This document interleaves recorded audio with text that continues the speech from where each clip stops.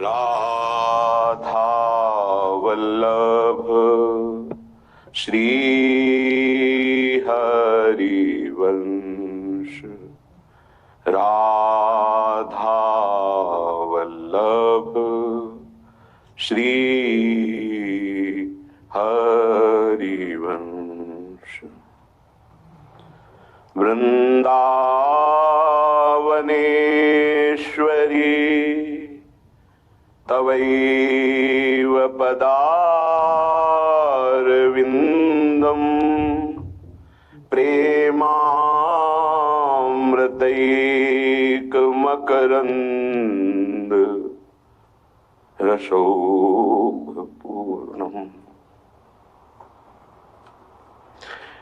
हृद्यर्पितं मधुपते स्मरतापमुग्रम्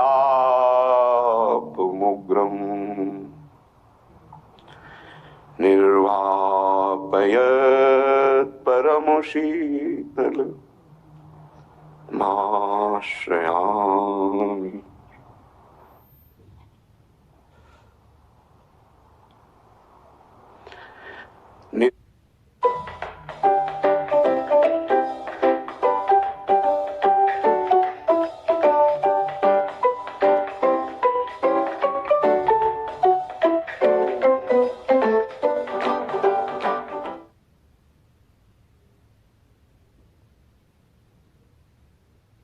निर्वापयत् परमशीतलमाश्रयामि। मायी ये बसीठ इनके,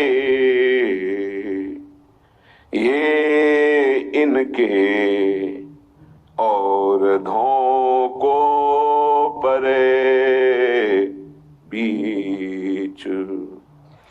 हाथा पाई करत जू श्रम भयो, अंग अरग जाकी कीच। माईरी ये बसीठ इनके, ये इनके और धोको परे बीच। प्यारी जू के मुख अम्बुज को, प्यारी जू के मुख अम्बुज को डहडात ऐसो लागत ज्यो अधरामृत सींचो। श्री हरिदास के स्वामी श्यामा, श्यामा श्यामा। श्री हरिदास के स्वामी श्यामा,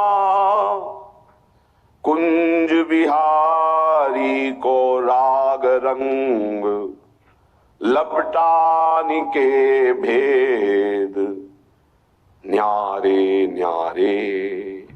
जैसे पानी में नारीच, जैसे पानी में नारीच। माई ये बसीठ इनके, ये इनके और धोको परे बीच। प्रिया प्रीतम करुणा समुद्र,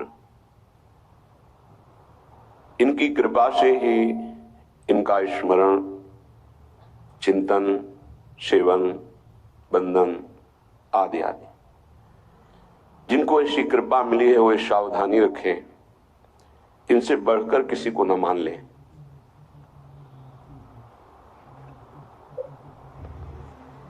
कहीं कोई प्राणनाथ श्यामादू से बढ़कर या समान प्रिय पदार्थ, वस्तु, स्थान, व्यक्ति, पद बड़ा दुर्भाग्य होगा यदि प्राणनाथ के सिवा कहीं मन प्रियता कर लेगा, तो जो अनंत जन्मों से हम भटकते हुए आए हैं वो भटकन नहीं मिटेगी। माया की ऐसी मलिनता है कि हृदय ये स्वीकार ही नहीं करता कि हमारा लक्ष्य इस त्रिगुणात्मिका माया से पार होकर अपने अंशी प्रभु के समीप जाना है। ऐसा हो ही नहीं पाता। कोई बिरला ही ऐसा लक्ष्य हृदय में रख पाता है, नहीं तो भगवान की प्रचंड माया उस लक्ष्य में कोई लक्ष्य रख देती है। जैसे संपूर्ण चक्रवर्ती सम्राट पद का त्याग कर सुंदर सुशील पातिव्रत धर्म से युक्त रानियों का, पुत्रों का, प्रजा के प्रेम का त्याग करके गंडकी नदी के किनारे एकांत में प्रभु में चित्त जोड़ रहे हैं। अचानक माया एक घटना पैदा करती है। उस नवजात शिशु को, हिरण के बच्चे को पानी में बहते देखकर दयालु भरत जी उठा लेते हैं, उसका पोषण करते हैं। ये समझ में ही नहीं आता कि माया की कब चाल कहां से कैसे हमारे चित्त का अपहरण कर ले। उस मृग के बच्चे में इतनी ममता हो जाती है, भगवान का विस्मरण हो जाता है। कहां है मृग वो, कहीं कोई उसे क्षति न पहुंचा दे। गोद में लिए अपने कांधे पे रखे, हरी हरी घास तोड़कर उसको पवाना, उसको आलिंगन करना, हृदय से लगाना, मानो जो गृहस्थी का राग त्याग करके वीत राग बने थे, जो वीत राग होने में हृदय की दाह थी, वो हिरण के बच्चे से मिट रही है। तो यही दाह भगवत प्राप्ति कराती है। ये कोई बिरला समझ पाता है। नहीं, उस दाह को मिटाने के लिए वो कुछ न कुछ, और जहां वो मिटी तो वो खुद मिट जाता है, उसकी साधना मिट जाती है। ये सूक्ष्म विषय है, ये अनुभवगम्य विषय है। जब कोई उपासक भगवत मार्ग में चलता है तो उसके हृदय में आग पैदा होती है। वो हर विषय को सहता है, हृदय जलता है। अगर वो विवेकी नहीं है तो माया उसी समय अवसर देखकर उसकी जलन को शांत करने के लिए अपनी कोई आसक्ति फेंकती है। शरीर की आसक्ति, शरीर भोग की आसक्ति, रसेंद्री के भोग की, विविध भोगों की। अगर उपासक कहीं आहा अब शांति मिली, बस गया, वहीं उसको आसक्ति में फंसा के परमार्थ के मार्ग को रोक देती है। जैसे कोई दौड़ रहा हो और उसे सांकल से बांध दिया जाए, ऐसे माया आसक्ति से बांध देती है। इतनी असावधानी हो गई भरत जी की कि अंतिम समय वो भगवान के चिंतन की जगह हिरण का चिंतन करते हुए शरीर छूटा। अगला जन्म हिरण का प्राप्त हुआ। तो अपने प्राणनाथ प्रभु की जगह किसी को नहीं देनी चाहिए। उपासक कैसे जानेगा कि प्रभु की जगह हमने दे दी है? यदि प्रभु का विस्मरण हो रहा है और जिस वस्तु, व्यक्ति, स्थान का स्मरण हो रहा है, आपने उसको प्रभु से भी बढ़कर स्थान दे दिया है। यह हृदय के चिंतन की बात करते हैं। अंतर्मुख होकर देखिएगा, ये बहिर्मुख बात नहीं है, अंतर्मुख बात है। यदि प्रभु के नाम रूप लीला धाम से हटाकर कोई रूप, कोई नाम, कोई वस्तु, कोई व्यक्ति, कोई स्थान आपके चित्त पर अधिकार कर रहा है तो सावधान, वो भगवान की माया आपको भुलावे में डालकर आराध्य देव से विमुख कर रही है।